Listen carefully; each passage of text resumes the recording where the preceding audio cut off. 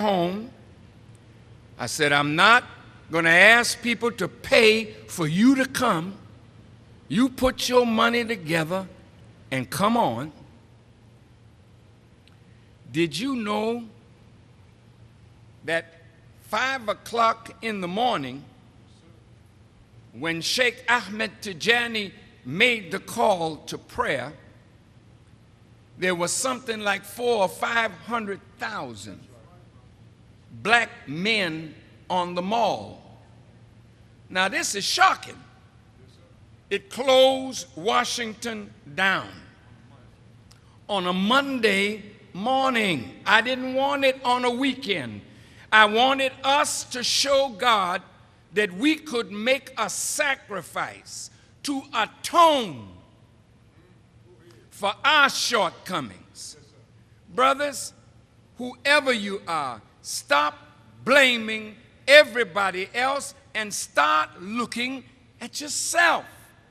The Day of Atonement was that if me and my brother had a fault, I'm to go to my brother and ask his forgiveness, ask him to point out to me where I went wrong, what I did wrong.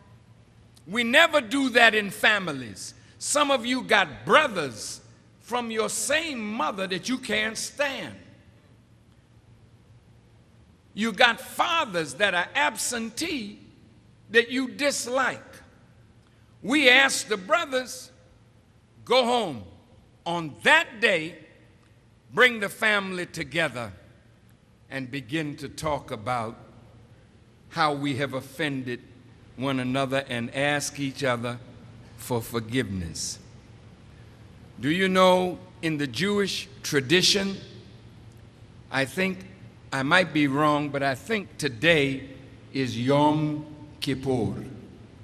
It's the Day of Atonement. And among the Jewish people, after the Jewish New Year, they say to each other, let's make up. Let's make the new year better than the old year. I would like to see us in this room create a whole new spirit in Cook County Jail.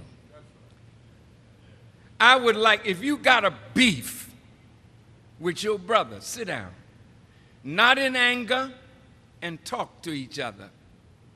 And if you were wrong, ask your brother, forgive me. Let's be at peace with each other. And if you do this all throughout the prison or the jail, this will be like a virus, but it's a peace virus. Yes, sir. Catching on all of the tears. Because as long as you are here, you might as well make this a heavenly place rather than hell. As long as you're going to be here with one another, why not learn how to love one another and act by one another as you would like somebody to act by you? Now, in closing, do you know those men stood in ranks close as you are seated together? They were literally shoulder to shoulder for 14 hours. They were so packed together that when one of them wanted to go to toilet, they had to pick them up and pass them down the road. Some of the brothers brought their reefer, but the spirit was so high, they didn't need to get high. Now, brothers, you can get like that without cocaine. I came in here high. And I don't have a dope man. See, God is called the Most High. And he don't smoke nothing. But when you're connected to God, he lifts you up from the condition that you are in, that we are in. Did you know Congress closed down on October the 16th? President Clinton got out of town. The Supreme Court did no business on that day because nearly 2 million black men were in the city. They thought that we were going to cut up because the Crips were there, the Bloods were there, the BDs were there, the GDs were there, the El Rukn were there, all the different sets were there. I like that thing. All the tribes were present. But they didn't see each other as a BD, a GD, a Crip, a Blood. They didn't see each other as a Baptist, a Methodist, Episcopalian, a Catholic, a Church of God in Christ, a Hebrew Israelite, or a Muslim. We saw each other as family.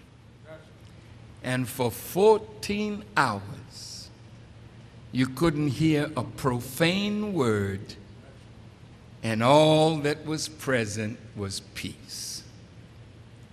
If we could do it for 14 hours, we can do it for 14 days, 14 months, 14 years, forever. It's just the way we think. That's right. That's right. So I close you with this. You may think, I know it's going to be hard for me to straighten out my beef with the brother on the other tier. I was planning to stab the hell out of him. And they're watching me, but I'm crafty. I done learned how to make me a little something, something, something. And I'm going to deal with him. Well, brothers, if you kill your brother, you never give him a chance to say, I'm wrong. He can't come back from that. If you maim him for the rest of his life, he carries those scars. You say, yeah, but the man is a snitch. We don't like no snitches up in here. But if he ain't doing nothing wrong, you ain't got to worry about a snitch.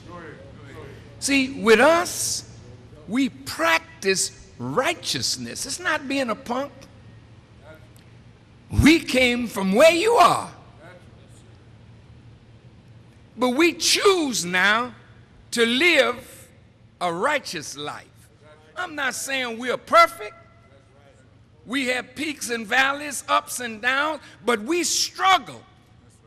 You could bring a mound of cocaine by the mosque and put it there. The only thing the Muslims will do is take it up and burn it or destroy it. We will never sell it to you because we love for you what we love for ourselves. And if we don't want it and we don't need it, then we will never, never sell it to you. If you learn to love your people, you cannot sell them that which destroys their lives. That's right. Brother was a pimp. That's why he said he was abusing women. Come on. That's the worst thing you can do in the eyes of God, is to not respect the womb that gave you life. And every one of us that have abused a woman and now got a daughter. How many of you got daughters? Raise your hand. See? Now tell me something.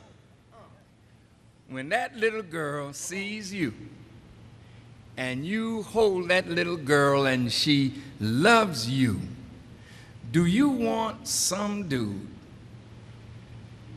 to destroy that child, tear up her life because she's pretty and fine? Do you want that for your daughter? Do you? Then you shouldn't give that to nobody else's daughter.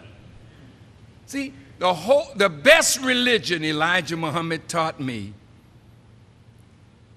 is to do unto others as you would have others do unto you.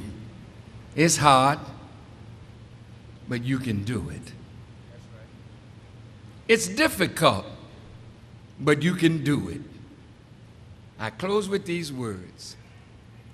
Did you know that before you came to birth, you underwent 3 great trials to determine whether you were fit to run the race of life? Look, all of us were once sperm. Was there anybody here that was not sperm at one time? No. Okay. So we all had a common beginning, right? Yes, sir. Very common. Now, very common. And when Dad emitted sperm into the vaginal tract of Mom, how many sperm were in that, I guess you would call it that ejaculation? I ain't being vulgar. Was it 1 sperm, 2 sperms?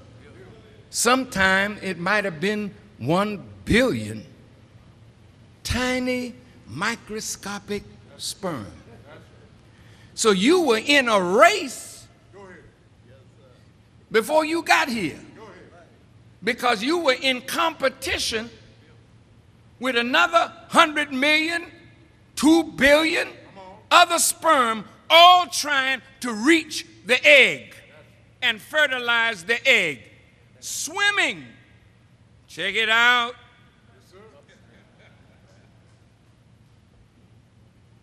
And you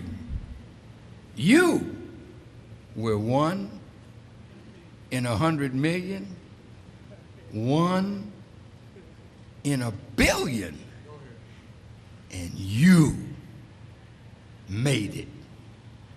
Okay? The vaginal tract of the female is a hostile environment. Did you know that?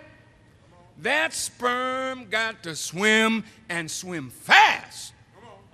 Got to get to the egg, otherwise the acidic nature of the vaginal tract will kill me. So you had competition, you had a hostile environment, and you had to swim upstream against gravity to fertilize the egg. And you accomplished all 3 while you were just a tiny microscopic sperm. Now you're a big man.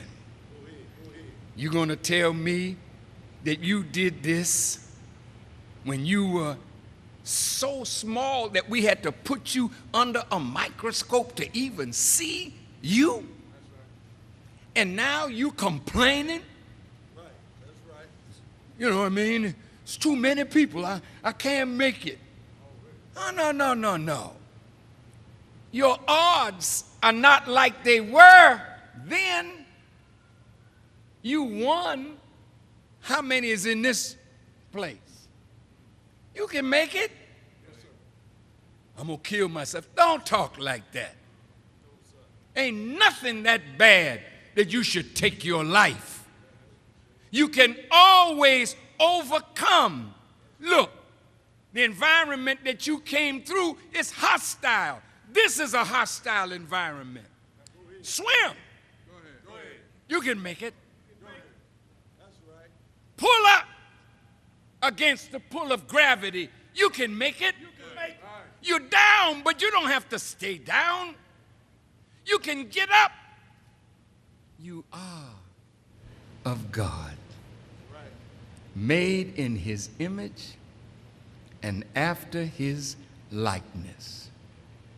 So when I leave here today, I wish I had the time to shake all of your hands, because you're really great. You just don't know your own greatness. Go back to your cell and start thinking, I'm better than this. I'm behind bars, confined. But once I was confined in the womb of my mother, I was confined in. But I kept growing. I kept evolving until I got so big, mama's womb couldn't hold me no more. So my head turned down toward the opening, and I pushed on her pelvic bone, because it was time for me to get up out of there. And look how big you are now. You can never return to where you came from. That's the spirit you must have when you get up out of here. I ain't never coming back this way anymore. I'm going to be a credit to myself. I'm going to be a credit to my family. I'm going to be a credit to my community. I'm going to be a credit to my nation, and I'm going to be a credit to the world in which I live. Yes, there are many Malcolms in here. There are many great ones before you that spent time in prison, and the greatest of human beings was called Jesus, and he too spent time in prison. It isn't about where you are, it's about who you are, it's about what you are, and it's about what you do where you are. You are better than this. Rise up and be yourself. So on that day, we took a pledge. You got it in your hands. I want you to say it with me. Take the pledge back to your quarters and think about it. It says, I, say I, state your name. I didn't hear you. I pledge that from this day forward, I will strive to love my brother as I love myself. Who is your brother? Everyone in here. Prison make you a brother. If you let it, if you've been in a drug rehab, I don't care whether you're black or white or Hispanic or Christian or Muslim or Jew, when you're struggling to overcome an addiction, it is that struggle that makes you brothers. You are brothers. This is a struggle. Love your brother. Strive to do it. Second, I state your name. Pledge that from this day forward, I'm going to strive to improve myself spiritually, morally, mentally, socially, politically, economically, for the benefit of myself, my family, my people. I state your name. Pledge. When I get out of here, I'm going to strive to build businesses, build houses, hospitals, factories, and I'm going to enter into international trade for the good of myself, my family, and my people. I state that name. Pledge that from this day forward, I will never raise my hand with a knife or a gun to beat, to cut, or shoot any member of my family or any human being except in self-defense. I state your name, pledge that from this day forward I will never abuse my wife by striking her, disrespecting her, for she is the mother of my children and the producer of my future. I state your name, pledge that from this day forward I will never engage in the abuse of children,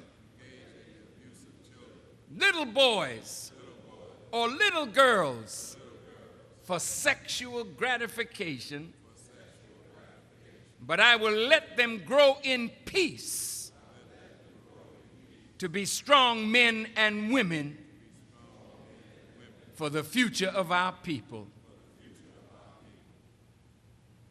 I state your name, will never again use the B word to describe any female,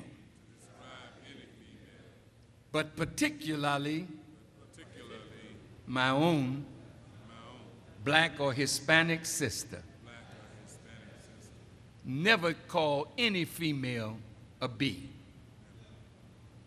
I'm just saying this to you because, if I may use the word, a bitch is a female dog. And if a female is that and you are their son, you are a son of a... See, that's terrible. That kind of language lowers women and lowers us too. Don't use it. I'm going to close with this one. I state your name, pledge that from this day forward